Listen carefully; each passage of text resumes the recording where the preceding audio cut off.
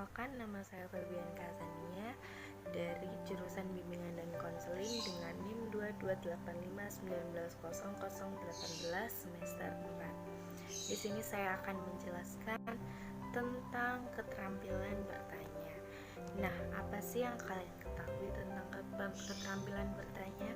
Keterampilan bertanya dalam hakikatnya yaitu suatu proses pembelajaran yang sangat penting dengan pertanyaan yang baik dan tepat dalam melontarkan berpengaruh positif bagi siswa. Keterampilan dan kelancaran bertanya guru dan calon guru perlu dilatih dan juga ditingkatkan, baik isinya maupun dari tekniknya. Karena keterampilan bertanya di sini bisa menjadi suatu problem apabila kita tidak mengatakannya secara jelas.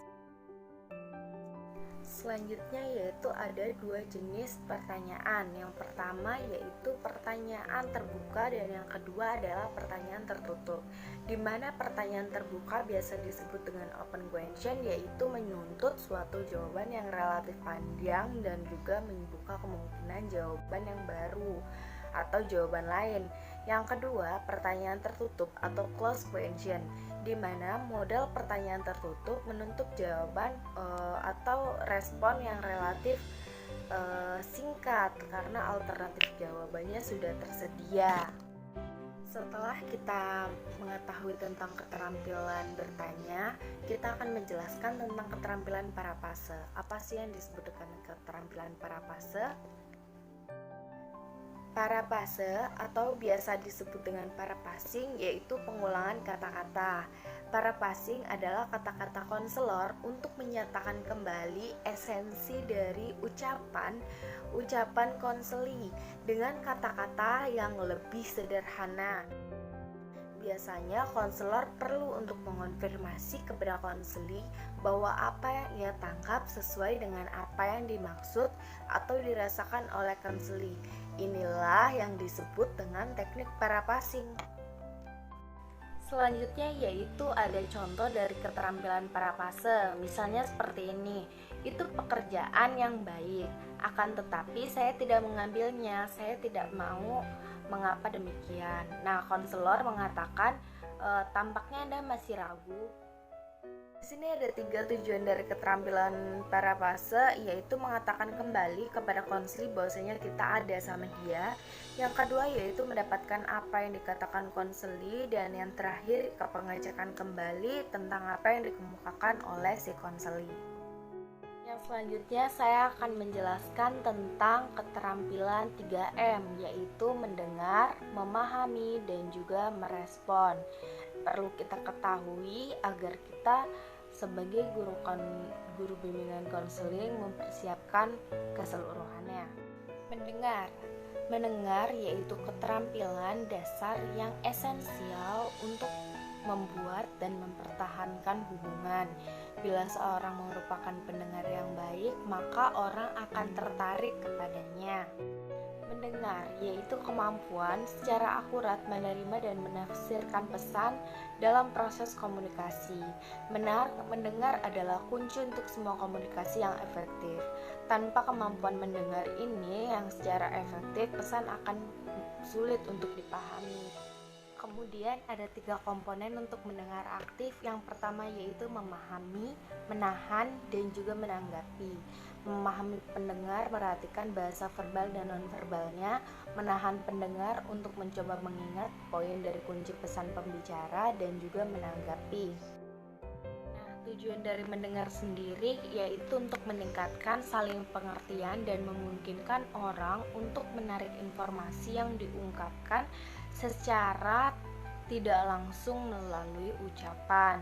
Ini dilakukan dengan mengamati dan juga mengajukan pertanyaan.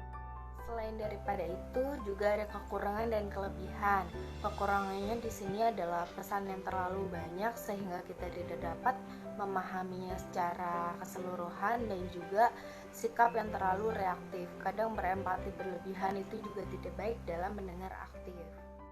Kemudian yang kedua yaitu keterampilan memahami. Menurut Anna Sujono tahun 2011 berpendapat keterampilan memahami adalah kemampuan seseorang untuk mengerti sesuatu setelah sesuatu itu diketahui dan juga diingat.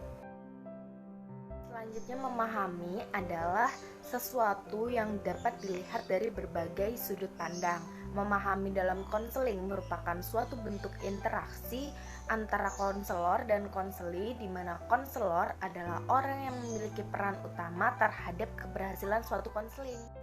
Lalu selanjutnya adalah jenis-jenis keterampilan memahami. Ada empati dan acceptance.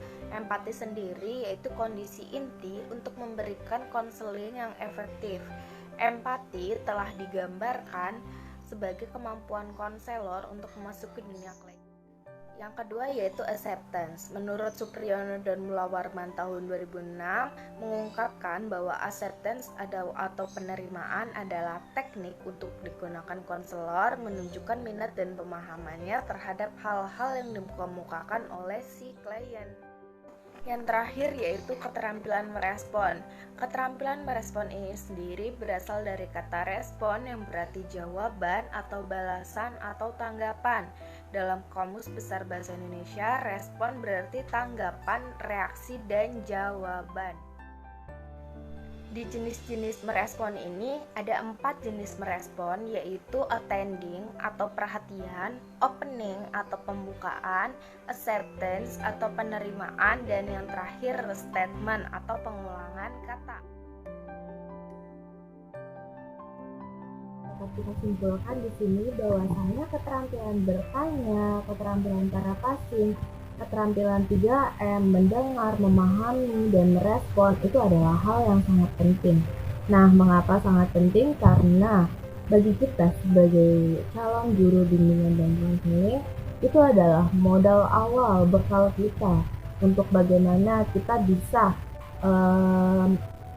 menyamakan pemikiran kita dengan si calon konseling kita. Nah, perlu adanya pemahaman yang penuh tentang keterampilan-keterampilan yang telah kita jelaskan tadi. Nah, pada keterampilan yang sudah kita jelaskan tadi, yang pastinya banyak hal yang dapat kita ambil pelajarannya dari situ. Pertama, mungkin dari keterampilan bertanya, kita dapat mengembangkan pertanyaan-pertanyaan yang mungkin dapat lebih beresensi bagi si konseli. Ada juga pertanyaan yang lebih menarik contohnya bagi si konseli tersebut.